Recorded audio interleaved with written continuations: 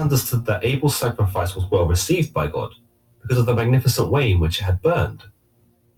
Cain's, on the other hand, did not, implying that it was not as worthy as Abel's. Cain grew jealous.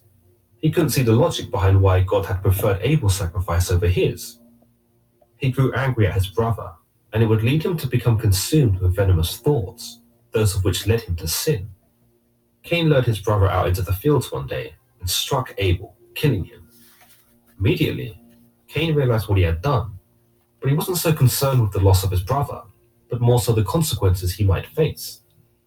He buried his brother in the earth so that no one would find it, and went about his day as if nothing had happened. It was around the same time that God appeared to Cain and asked him where his brother was. Cain lied to God, claiming that he didn't know, before infamously muttering, "Am I my brother's keeper?" But God knew the truth about what had happened and challenged Cain, demanding to know how he could be so hateful and how he could take his own brother's life. The realization of what he had done struck Cain so much so that he fell to the ground sobbing. God would not be so lenient with his punishment though. He condemned Cain, making it so that the grounds he worked would never yield crops.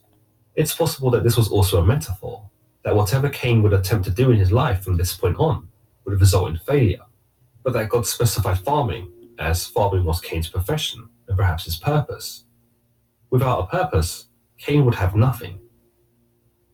God doesn't stop there though. He further condemns Cain to be a restless wanderer.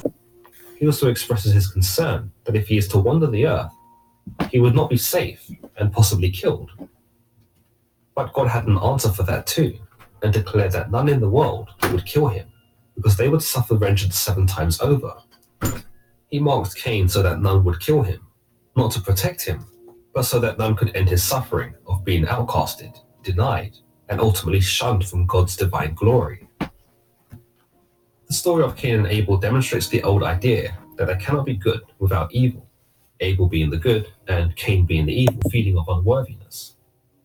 You might even say that this story shows us how rejection and betrayal can cause someone to become malevolent and hateful, in that Cain appeared to have loved God as well, perhaps not as much as Abel, but enough that he bothered to sacrifice something in the first place.